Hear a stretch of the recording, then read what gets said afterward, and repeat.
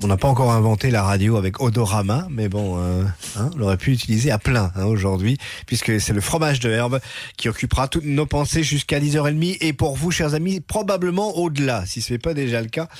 Willy, tiens, faut-il toujours gratter le Herve ?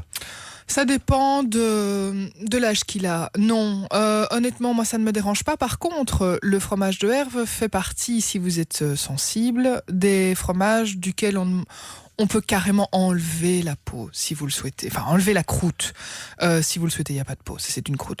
Maintenant, moi, ça ne me dérange pas, personnellement. Je trouve que ça ajoute de la profondeur. Mais vous pouvez l'enlever. Si l'humidité de la croûte vous ennuie, vous pouvez tout à fait l'enlever ou gratter éventuellement. Voilà, et puis il y a Bernard qui suggère une pizza.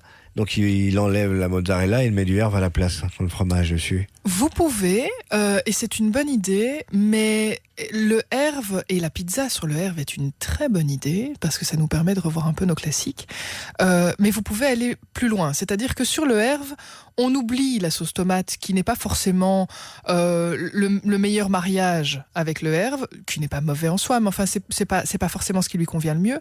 Par contre, prendre votre Herve, le travailler avec un tout petit peu de crème fraîche entière pour le détendre un tout petit peu et en tartiner soit un pain style pain à la turque, soit une pâte à pizza maison, soit une pâte à pizza du commerce. Elles ne sont pas forcément mauvaises, donc les pâtes fraîches que vous déroulez. Soit éventuellement même un petit pain pita pour faire un petit pique-nique de différentes pizzas, Herve et différentes garnitures. Et là, on s'amuse. Alors, on peut aller sur la poire, j'ai envie de dire traditionnelle, petit crumble de pain d'épices sur sa pizza, un petit filet de sirop de liège, on met au four. Première possibilité, même un petit truc que vous pouvez couper en morceaux pour l'apéro, pourquoi pas. Mais on peut aller plus loin. Le Herve fonctionne magnifiquement bien, mais magnifiquement bien, avec les fruits exotiques dont on est dans la pleine saison pour le moment.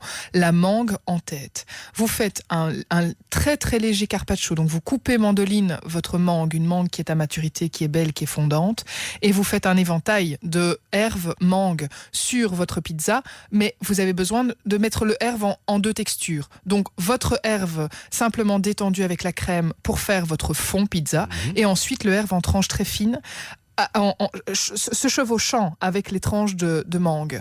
Et là, éventuellement, une petite pincée de curry et vous mettez au four. Et vous avez un super petit truc qui ne demande rien. Vous pouvez ajouter même une pointe de pâte de curry, style curry jaune ou curry vert, évitez le rouge, dans la petite préparation au Herve pour la base de pâte à pizza, et vous avez quelque chose de magnifique. Ça fonctionne également très bien, là, dans un autre style. On se fait une pizza un peu gourmande, Herve détendue, crème fraîche dans le fond, morceaux de figue ou morceaux de date ou les deux, et simplement quelques morceaux d'aubergine, juste confit dans l'huile d'olive, vraiment tout simplement attendri. Vous avez en plus une très belle coloration, et là-dessus, roquette fraîche et copeaux de parmesan juste avant de servir. Copeaux de parmesan pour le petit goût salé, la roquette pour la fraîcheur, éventuellement mélangez votre roquette avec un peu de persil plat, et puis vous avez le fondant de l'aubergine, le moelleux de la figue fraîche et de la date, éventuellement, si vous trouvez des fraîches, magnifiques, sinon des sèches, c'est très bien.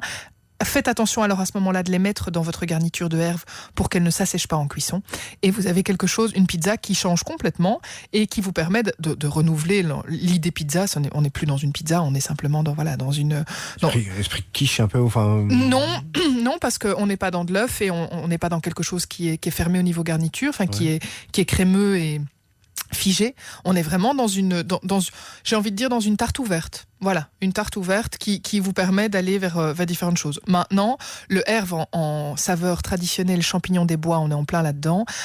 Vous faites réhydrater des petits champignons, vous passez le jus de trempage au travers d'un tamis pour enlever les petites poussières, vous mettez une partie de ce jus de trempage simplement chauffé pour détendre votre Herve. C'est ça votre garniture de pain pita, par exemple.